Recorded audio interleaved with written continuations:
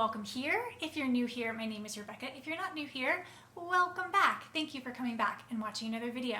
So in today's video, I'm talking about 5 tips to have a clutter-free home.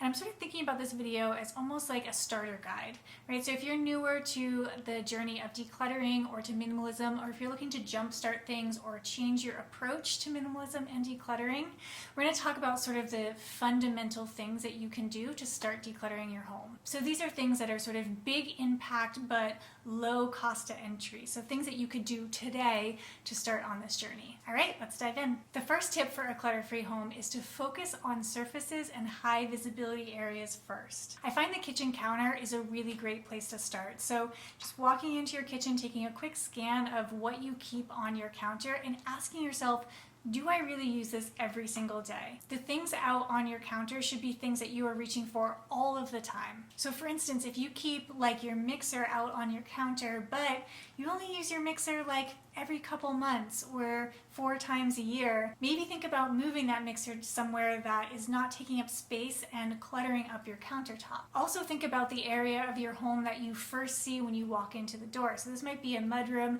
In our house, it happens to be this space right behind me, our living room. So this is the priority space that I like to keep really clutter-free. So looking at the flat surfaces in here, what can we move or maybe declutter and get rid of or donate so that when we first walk in the door, it feels really serene and clutter-free. So my next tip is to bring less into the house. And I will say that this habit is one of the harder ones to adjust, because when we think about a clutter-free house, we think about taking out, getting rid of, which is an important step in the process, but the behavior modification of also buying with more intention will help you maintain that clutter-free environment. And it's really helpful to know your shopping triggers too, right? Do you shop when you're bored or anxious, or do you shop when you're feeling less confident? Starting to acknowledge the emotions that come with your trigger of shopping before you get to the act of shopping can help stop and reverse the habit. I also find that giving yourself a little moment of pause, like especially if you're shopping online,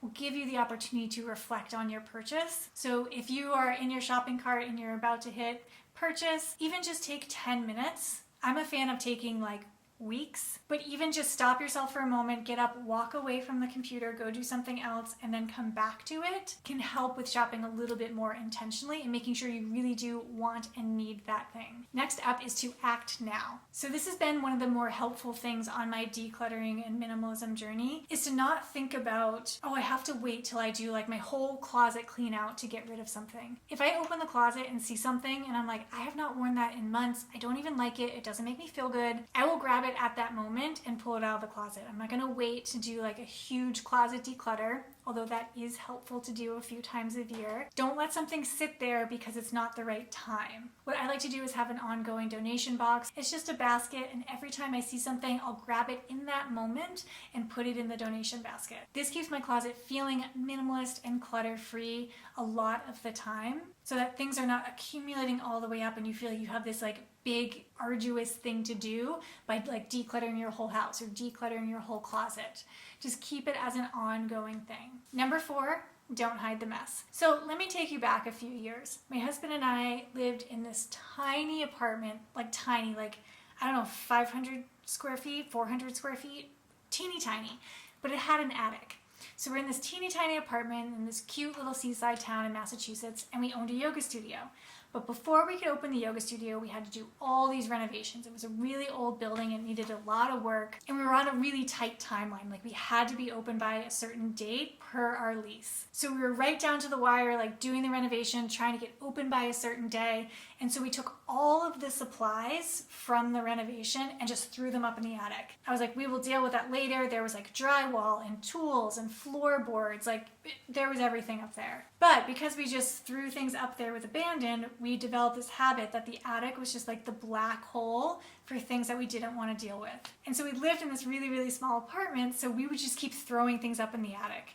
And it was the kind of thing like you didn't even have to go all the way up there. You could like go 3 steps up and just like literally just like throw things in there. And we did that for like 2 years. And so when you walked into our apartment, you'd be like, oh, like this is pretty like neat and organized and minimalist or whatever. But there was like this big, huge mess upstairs. And so one, it developed this habit of not really getting rid of anything and of not really dealing with anything. But there's also all of these emotional and mental benefits that come from having a decluttered home. But your home has to be actually decluttered, or at least it did for me, to feel those benefits. So even though I walked into an apartment that was fairly neat and organized, I could still feel the weight of all of our clutter in the attic. I still knew in my mind that it was there. I still knew that it was a mess.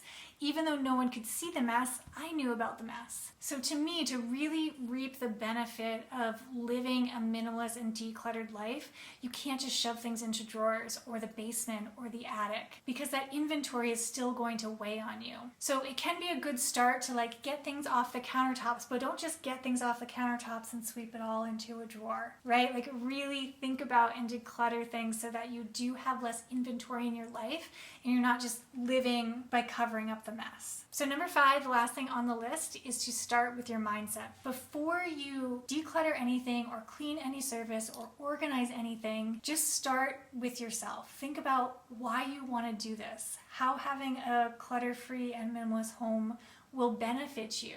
How do you hope to feel after you do get rid of some of your stuff? Be really clear on what your goals are so that when you're going through this and you get to some of those hard parts, or you don't want to do it, or you want to throw your whole mess in the attic, you can remind yourself what it is that you're working towards. All right, that's it for this week's video. Thank you so much for being here.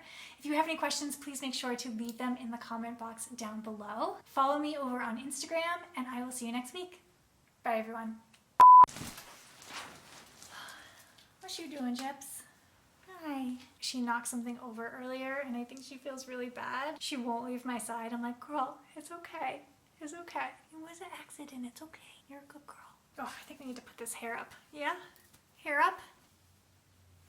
Is that better or worse? I can't tell. We're gonna go with hair up. But I think we need earrings with the hair up.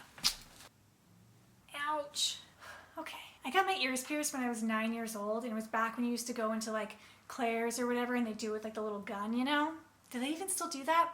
I don't know. But this one is pierced crooked, so you can't go like straight through with the earring. You have to go through and then turn a little bit to get out the back. I don't know. 30 years later, I still have a really hard time putting in earrings. Okay. Come on, Chips. Back again. Come here, sweet girl. How are your feelings? Oh, thank you. I got dog slaw around me. Talking about clutter, talking about clutter. Chipmunk in my compost. Darn chipmunks.